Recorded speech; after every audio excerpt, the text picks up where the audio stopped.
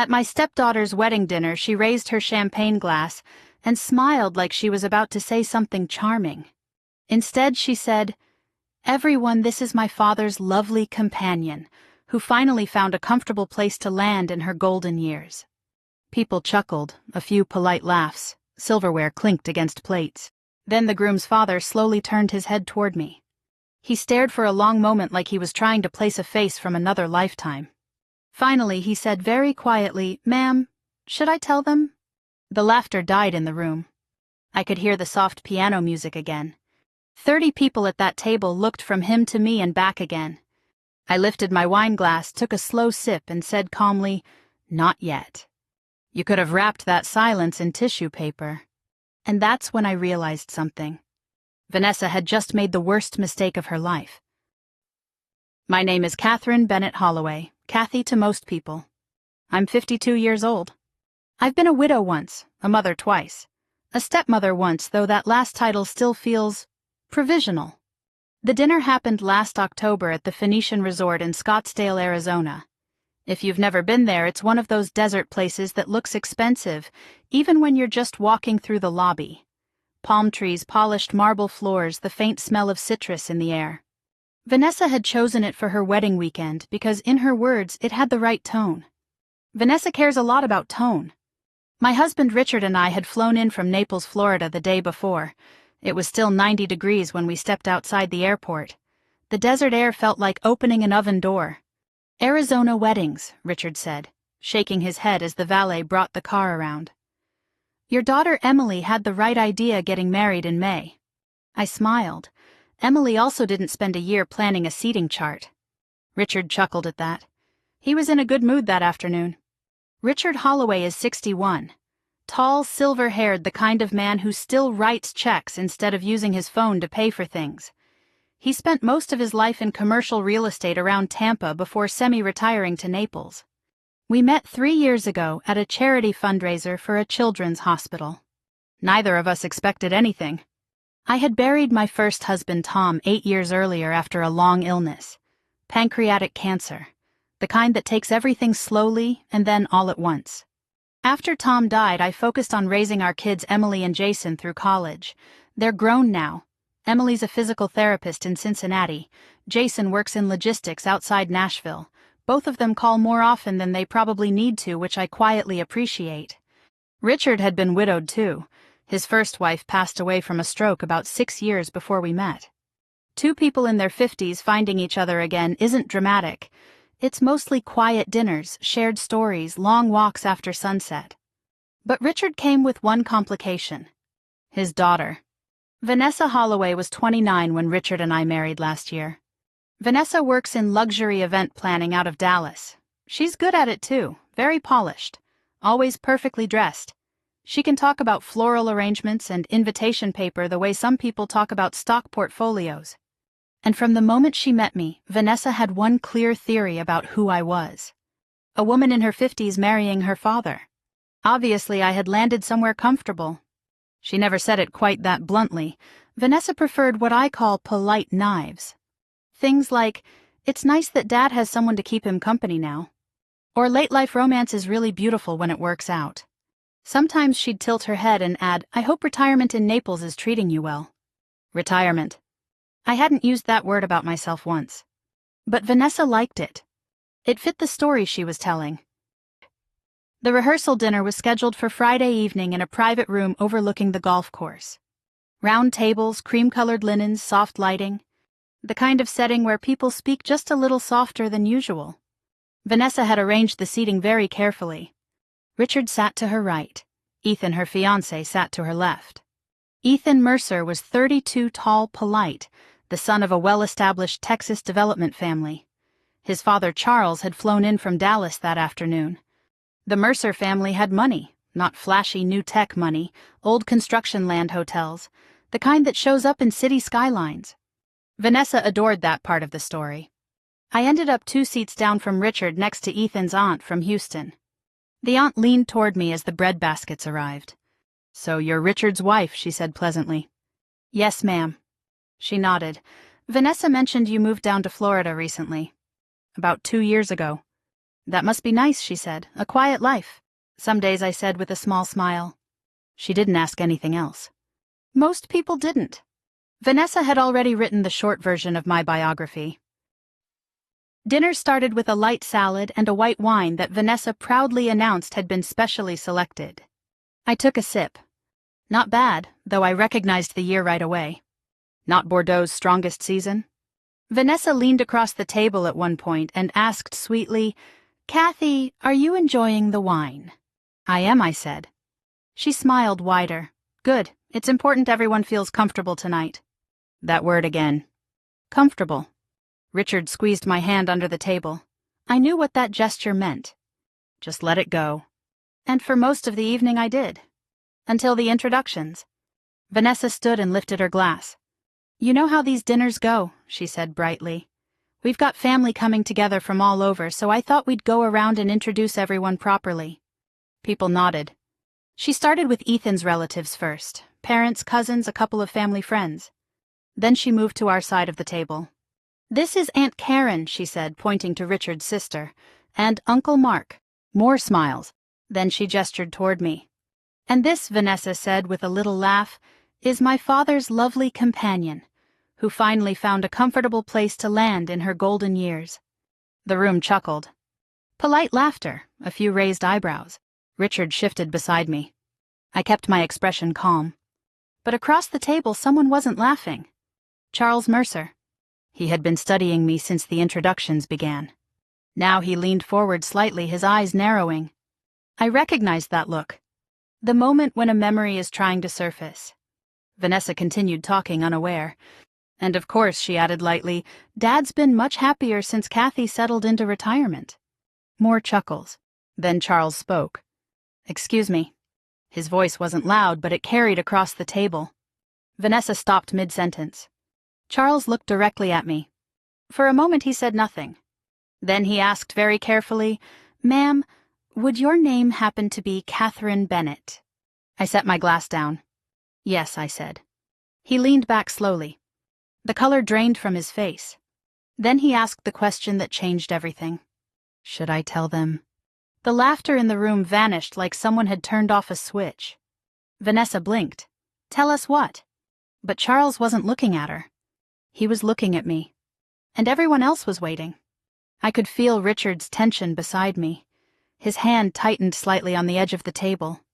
The entire room held its breath. I thought about the last year. About the quiet little comments. About the assumptions. About the necklace Richard had asked me not to wear tonight because it might make Vanessa feel overshadowed. I thought about the story Vanessa had been telling people about me. Then I lifted my wine glass again. Took another small sip. And said calmly, "Not yet." Charles nodded once. Vanessa forced a laugh. "Well," she said brightly, "I suppose we all have mysterious pasts." People chuckled again, uncertain this time. Dinner continued. But something in that room had shifted. And Vanessa had no idea what was coming next. The strange thing about a room full of adults is how quickly people can pretend nothing unusual just happened. Within 5 minutes of Charles Mercer asking that question, the waitstaff had cleared the salad plates. A new bottle of wine appeared. Someone down the table started talking about the Phoenix real estate market. Conversations restarted in small pockets. But they were quieter now. People kept glancing toward me. And toward Charles. Vanessa tried especially hard to bring the mood back. "So Ethan and I actually looked at 3 venues before choosing this one," she said brightly, gesturing around the room. "The lighting here is just better for photography." Ethan nodded politely beside her. She did a whole spreadsheet comparing them. Vanessa laughed. "Well, you only get married once." Someone joked, "Let's hope so." Light laughter returned. But every now and then I caught someone watching me out of the corner of their eye, trying to figure out why the groom's father had reacted like that, and why I'd told him to wait. After dessert, some sort of delicate chocolate thing Vanessa had clearly spent weeks choosing, people began standing up and drifting toward the patio. The desert night had cooled slightly. Strings of small lights hung over the courtyard. You could hear crickets somewhere beyond the golf course. I stepped outside to get a little air. A moment later, Charles Mercer joined me. Up close, he looked older than I remembered. Late 60s now, maybe pushing 70. Still tall, still broad-shouldered, but the lines around his eyes were deeper. He studied me for a second and shook his head slowly. "Catherine Bennett," he said. "Columbus, Ohio." I smiled faintly. "It's been a long time, Mr. Mercer." "Charles," he corrected gently. He exhaled through his nose almost like a quiet laugh of disbelief. "My God," he said. "I spent 10 years wondering whatever happened to you." "That's kind of you to say. You saved my sister's estate."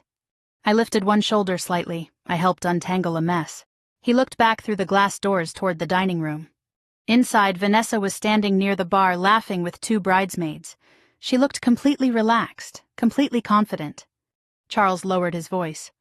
"She doesn't know who you are." "No," I said. "And she's been telling people you're living off her father." I didn't answer that.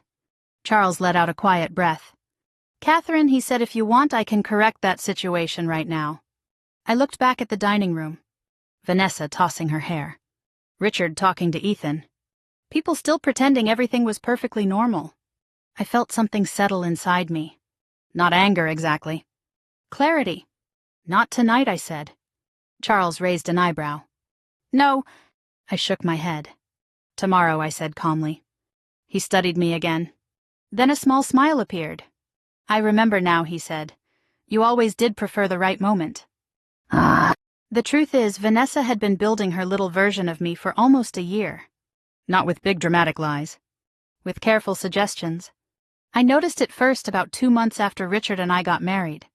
We were visiting Dallas for Vanessa's birthday dinner. One of her friends asked me what I used to do for work. Before I could answer, Vanessa jumped in. "Oh, Kathy's basically retired now," she said cheerfully. "Dad's making sure she gets to enjoy the good life." She said it like a compliment. Everyone smiled politely. And the conversation moved on. Later that evening, Richard said Vanessa didn't mean anything by that. Of course she did. But Richard hates conflict the way some people hate flying. He avoids it at all costs. A few weeks later, Vanessa visited us in Naples. One afternoon, she stood in the kitchen looking out toward the water behind our house. "It must be nice," she said casually, "to just relax at this stage of life." "I still work," I told her. She turned and blinked. "Oh," she said. "Consulting, right?" "Yes." "That sounds very flexible." Flexible. That word again. Vanessa had decided what category I belonged in. And she kept gently nudging everyone else to see it that way, too. What Vanessa never asked about was my actual career. After Tom died, I needed work that was more stable than hospital administration. And I needed something that mattered. I ended up in a field most people never think about until it's too late. Financial abuse of older adults. In the United States, billions of dollars disappear from elderly accounts every year. Sometimes it's strangers. More often it's family. Children with access to bank accounts. Caretakers. Financial advisors who slowly start moving numbers around. It's quiet theft. Legal looking. Complicated. That's where people like me come in. I became a forensic accountant specializing in elder financial abuse investigations. My job is to follow the money. To untangle years of bank transfers, property sales, medical billing, power of attorney documents. To show a judge exactly where someone's life savings went. It's meticulous work. Not glamorous. But in certain circles, law firms, family offices, wealth managers, people know who to call when things start to look wrong. 25 years ago, that's how I met Charles Mercer. His sister had married badly. During a messy divorce, someone started draining accounts connected to her estate. Slowly, carefully. By the time Charles realized something was wrong, nearly $2 million had disappeared. My team traced every transfer. It took 6 months, but we got it all back. Charles never forgot that. Apparently, Vanessa never knew it. Later that night, after the rehearsal dinner ended, Richard and I walked back to our room. The hallway carpets were thick and quiet under our shoes. Richard closed the door behind us and loosened his tie. "What was that about tonight?" he asked. I sat on the edge of the bed and slipped off my heels. Charles recognized me. "From where?" "From Columbus, a case I worked on years ago." Richard nodded slowly. "Well, that explains the look on his face." There was a pause. Then he added carefully, "Vanessa was just joking earlier." I looked up at him. "Was she?" Richard sighed. "She's nervous. Weddings do that." I studied him for a moment. "Richard," I said gently, "did you ever correct her when she tells people I'm retired?" He hesitated. Well, it seemed easier not to get into details. Of course it did. Richard walked over to the dresser and picked up the velvet jewelry box I'd left there earlier. "You remember what we talked about earlier," he said, "about the necklace?" I nodded. The necklace had belonged to my grandmother, old pearls, beautiful but understated. He held the box out to me. "Maybe tomorrow night," he said, "just wear something simpler. Vanessa's been under a lot of pressure planning this wedding. I don't want her feeling overshadowed." Overshadowed. I took the box from his hands, closed it, and set it back on the dresser. That was the moment something inside me changed. Not loudly. Not dramatically. Just a quiet shift in understanding. Richard wasn't cruel, but he had spent years adjusting himself around Vanessa's moods, and now he expected me to do the same. The next morning I woke early. Arizona sunlight was already pouring through the curtains. I made coffee in the little hotel machine and sat by the window looking out at the mountains in the distance. My phone buzzed. A text from my daughter Emily. "Mom, how's wedding weekend?" I typed back eventful. She responded almost immediately. "Emily, everything okay?" I stared at the screen for a moment. Then I wrote, "Vanessa introduced me as Dad's comfortable companion." 3 dots appeared. Then Emily's reply. "Emily, wow. Emily, you okay?" I smiled slightly. I thought about Charles Mercer's face the night before. About the way the room had gone silent. About Vanessa's confident laugh. I typed back one last message. "I'm fine." Then I added, "Let's just say tonight might get interesting." The wedding ceremony itself was beautiful. You couldn't deny that. The courtyard at the resort overlooked the desert hills, the kind of soft red mountains that glow when the sun starts going down. White chairs lined both sides of the aisle. Small arrangements of cream roses and eucalyptus hung from the ends. Vanessa had chosen everything carefully, every detail coordinated, every color deliberate. People began arriving around 4:30. Men in gray suits, women in summer dresses and heels that sank slightly into the gravel paths. I wore a navy silk dress I'd brought from home in Naples. Nothing flashy. Clean lines, simple cut. The kind of dress that doesn't demand attention but still holds its ground in a room. I put on the pearl necklace after all. Not the flashy kind, just a quiet strand my grandmother left me. When I walked into the courtyard, Richard glanced at it. He didn't say anything, but I saw him notice. Charles Mercer was already seated near the front. When he saw me approach, he stood. That surprised me a little. "Good afternoon, Catherine," he said warmly. "Charles." He studied the necklace briefly and smiled. "Your grandmother's pearls?" he asked. I raised an eyebrow. "You remember everything." "Some things," he said.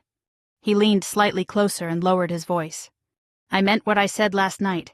If you'd rather keep things quiet, I will." I shook my head. "No," I said calmly. "You were right. The truth belongs in the open." He nodded once. Then he returned to his seat. The ceremony itself passed quickly. Vanessa walked down the aisle glowing with the confidence of someone who had always gotten what she wanted. Ethan looked genuinely happy. I watched the two of them exchange vows under a white arch covered in flowers. There was applause when they kissed. People stood. Music started again. On the surface, everything looked exactly the way a wedding should. But beneath it, tension hummed quietly, like static in the air before a storm. The reception moved inside to a ballroom just off the courtyard. Round tables, tall floral centerpieces, a dance floor under soft golden lights. Vanessa had arranged the seating again. This time I ended up at a table with Charles, Richard, Ethan's aunt, and 2 business associates from Dallas. The wine started flowing almost immediately. Waiters moved through the room with trays of champagne. Vanessa floated from table to table, greeting people like a politician on election night. When she reached ours, she leaned down and kissed Richard on the cheek. "Everything perfect so far?" she asked. Richard smiled. "Beautiful ceremony." She turned to Charles. "Mr. Mercer, thank you again for coming all this way." "My pleasure," he said calmly. Then Vanessa looked at me. Her smile tightened just a little. "Kathy," she said lightly, "comfortable?" I nodded. "Very." She laughed softly. "Good. I always worry about making sure everyone feels welcome. Then she moved on to the next table. Charles watched her walk away. He didn't say anything, but I could tell what he was thinking. Dinner began shortly after. Steak, roasted vegetables, a carefully chosen Napa Cabernet. Conversation at our table turned to business. One of Ethan's father's partners mentioned a redevelopment project outside Austin. Senior living communities. Luxury ones. Charles listened quietly for a while before speaking. "We're still reviewing the partnership structure," he said. Ethan nodded eagerly. "Yes, sir, I've been working on the projections." I noticed Vanessa watching from across the room. Her expression had that same hungry brightness I'd seen before whenever someone mentioned opportunity. Charles sipped his wine. Then he glanced at me. Not a long look. Just enough to say the moment was coming. About halfway through dinner, the music softened and someone tapped the microphone near the stage. Vanessa stood. Her dress shimmered under the lights. "Okay, everyone," she said brightly. "Before dessert, we're going to do a few toasts." Applause rippled through the room. Vanessa spoke first, thanking guests, thanking vendors, thanking her father for supporting her dreams. Then she handed the microphone to Ethan. He gave a short, sincere speech about family and the future. People clapped warmly. Finally, Vanessa said, "And now I'd like to invite Ethan's father, Charles Mercer, to say a few words." Charles stood slowly. The room quieted. He walked to the microphone without hurry. For a moment, he simply looked around the room. Then he began. "I was planning to sign a partnership agreement tomorrow morning," he said calmly. Several heads lifted. Ethan straightened slightly. Charles continued. "That decision was based on trust. Trust in the people my son would be building his future alongside." The room grew quieter. Vanessa's smile faltered slightly. Charles turned his gaze toward our table. Then toward me. "Many years ago, he said, my family faced a serious problem involving financial fraud." People shifted in their chairs. "My sister was nearly stripped of her estate during a complicated divorce." He paused. Fortunately, someone stepped in to uncover what was happening. He gestured toward me. "Catherine Bennett." The room turned. 30, maybe 40 faces looking at me now. Charles continued. "She is one of the most respected forensic accountants specializing in elder financial abuse investigations in this country." You could feel the room processing that. Vanessa's expression froze. Charles's voice stayed calm. "When I heard her described last night as someone who had simply found a comfortable place to land later in life." He paused again. "I realized someone here doesn't fully understand who they're speaking about." Whispers started spreading across the tables. Ethan turned toward Vanessa slowly. Richard looked down at his plate. Charles continued, still perfectly composed. "Before any business partnerships move forward, I need to be confident that honesty is the foundation of the families involved." The meaning landed hard. Vanessa stepped toward the stage. "Charles, I think there's been some misunderstanding." He didn't raise his voice, but he didn't step aside either. "This isn't about embarrassment," he said quietly. "It's about character." The ballroom went completely still. I stood up. Not because I wanted attention, but because it was time. I walked slowly to the microphone. The pearls rested cool against my neck. I looked around the room at all the guests. Then at Vanessa. Then at Richard. "I didn't marry Richard for security," I said calmly. A pause. "I built my career long before I met him." I let the silence settle for a moment. Then I added quietly, "And if there's one thing 20 years investigating financial fraud teaches you," another pause, "it's that the truth always catches up eventually." I stepped away from the microphone. No applause. No shouting. Just a room full of people absorbing what had just happened. Across the ballroom, Vanessa's confidence collapsed like a house of cards. And for the first time since I'd met her, she had no idea what to say. Vanessa tried to recover. I'll give her that. For about 10 seconds she stood there near the stage, smiling the way people do when they're hoping a moment will pass if they pretend nothing happened. Then the whispers started moving through the room like a slow ripple. You could see people turning toward one another. "Did he say forensic accountant?" "She helped his sister." "I thought she was retired." Vanessa finally laughed a little too brightly. "Well," she said into the microphone, "that's certainly Interesting family trivia. No one laughed. Ethan stood up from his chair. Vanessa, he said quietly, what's going on? She turned to him with that same practiced smile. Nothing's going on, she said quickly. Charles just misunderstood something. Charles remained where he was beside the stage. His posture never changed. I didn't misunderstand anything, he said calmly.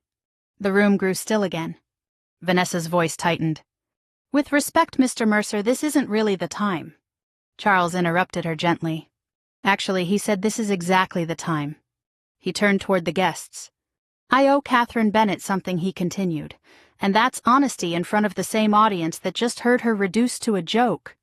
Vanessa's cheeks flushed red. Richard shifted uncomfortably in his chair. Ethan looked from his father to Vanessa and back again.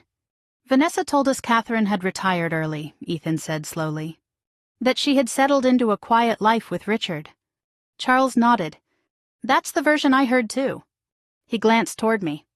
But it's not the truth. Vanessa stepped closer to Ethan. Of course it's the truth, she said quickly. Kathy does consulting sometimes, but she's basically... She stopped herself. The word she almost used hung in the air. Retired. Comfortable. Dependent. Everyone in that room knew exactly what she had been implying all along. Charles folded his hands behind his back.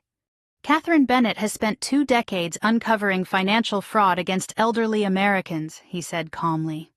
Her work has protected families and estates across multiple states. A murmur ran through the room again. Ethan's aunt leaned forward at our table. Well, I'll be damned, she whispered. Charles continued. My family is one of those families. He paused. And we're not the only ones. Vanessa shook her head, trying to regain control. This is ridiculous, she said. We're talking about a misunderstanding over a joke. Charles turned to her. No, he said quietly. We're talking about integrity. That word hit harder than anything else that evening. Integrity. Vanessa's shoulders stiffened. I think you're blowing this out of proportion, she said sharply. Am I? Charles's voice stayed level. I was prepared to sign a development partnership tomorrow morning with Ethan. Ethan looked startled. You were? Yes. The room shifted again. Senior communities in Texas and Arizona, Charles continued. A multi-year investment. Vanessa's eyes widened slightly. Charles went on. I was willing to move forward based on my trust in the people connected to my son's future. He paused deliberately.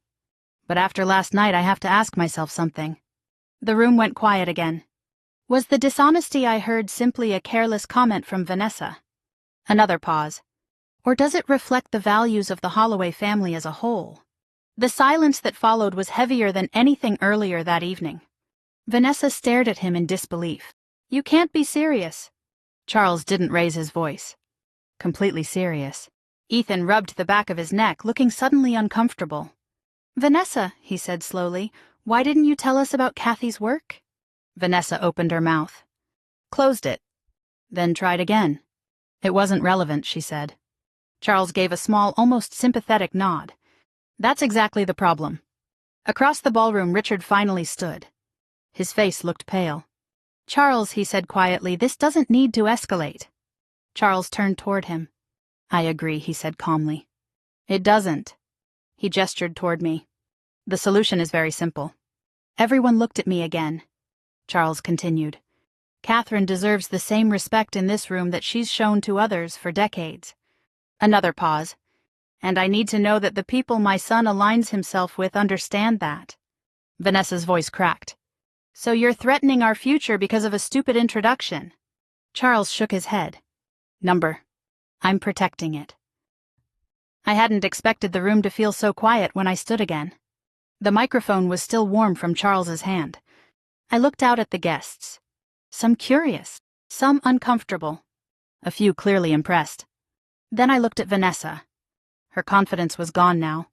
Underneath the perfect makeup and the designer dress, she suddenly looked like a young woman who had walked into a situation she didn't understand. I spoke calmly. Vanessa, I never needed you to admire me. I paused. But I did expect basic respect. She stared back at me without answering. I didn't marry your father because I needed rescuing, I continued. My husband Tom and I built our life together long before Richard came along. I kept my voice steady. My career didn't disappear when I got older. Another small pause. It grew. Someone at a table near the back quietly said, "Amen." A few people nodded. Vanessa looked around the room and realized the ground had shifted beneath her. She turned toward Ethan. "We're really doing this?" she asked. Ethan looked torn. "I just wish I'd known the truth earlier." Vanessa shook her head in frustration. "This is insane." She turned and walked quickly toward the exit doors. The ballroom watched her leave. No one stopped her.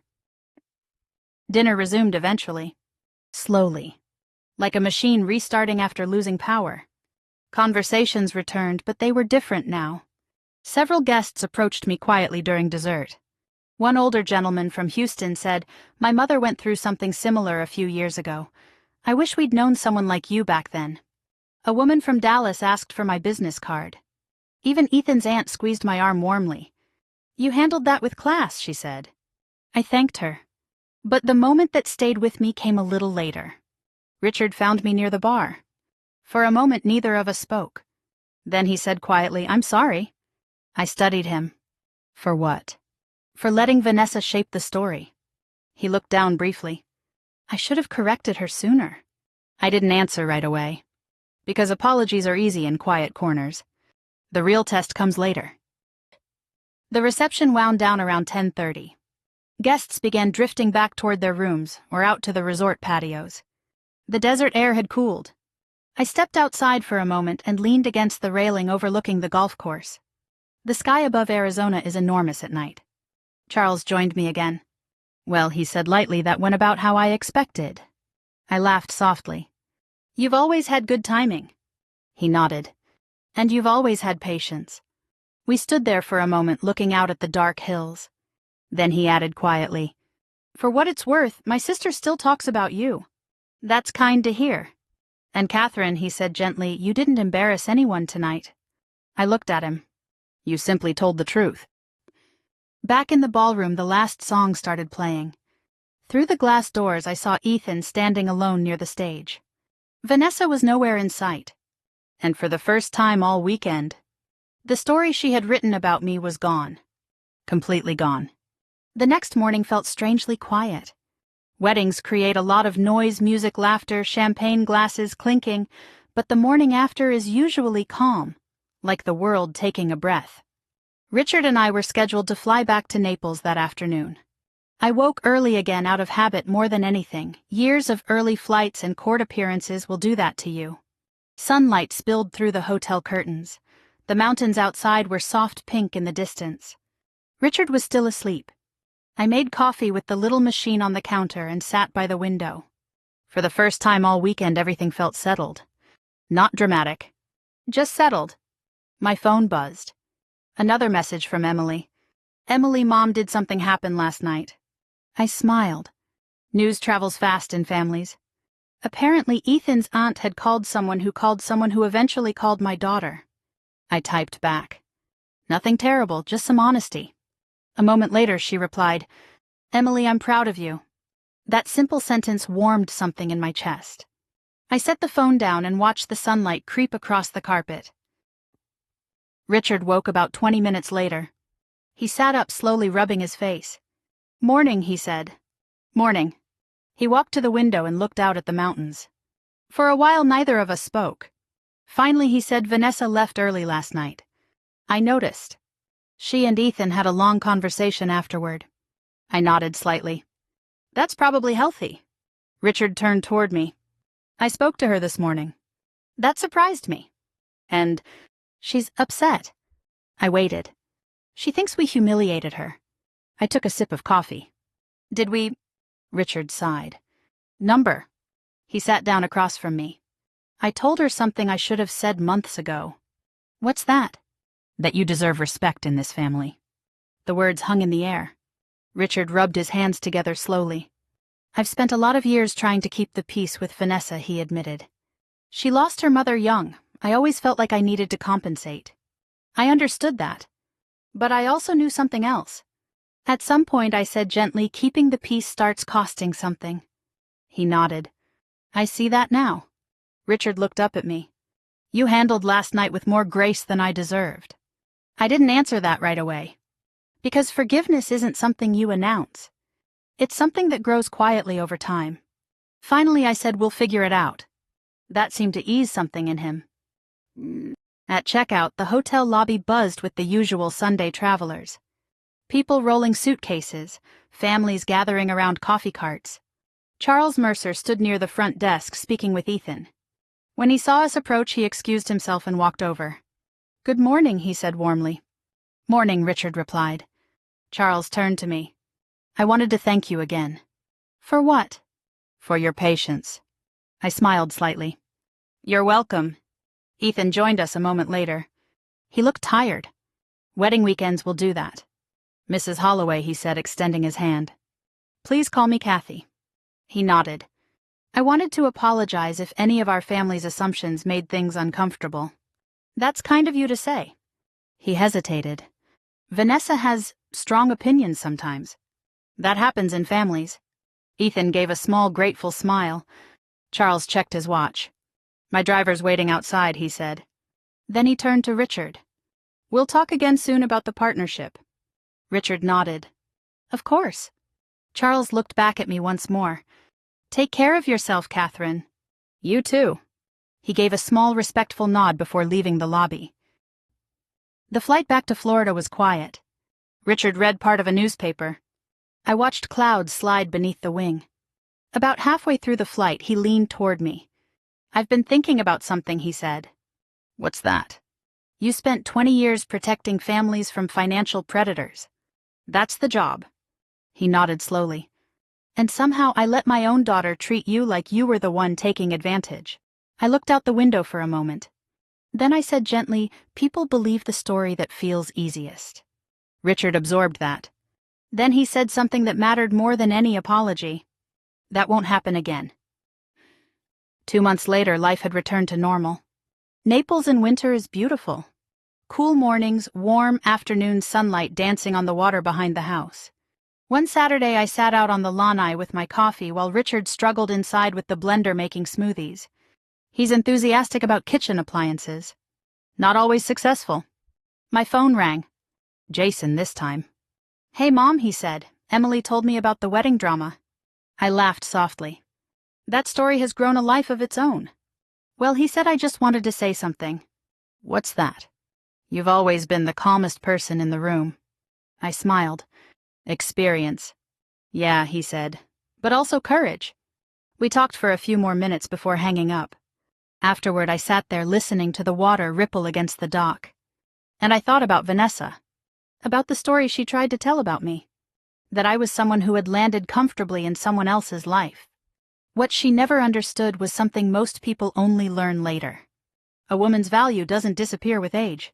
It deepens. Because by the time you reach your 50s, you know exactly who you are. And you no longer need anyone else to define it. If you've ever been underestimated later in life, you know how quiet that feeling can be. But you also know something else. Respect isn't something you demand loudly. Sometimes the most powerful thing you can do is simply stand in the truth long enough for everyone else to see it. If this story reminded you of someone strong in your own life, share it with them. And if you enjoy stories about dignity, second chances, and the unexpected strength people carry into their later years, you're always welcome here. Thank you for listening.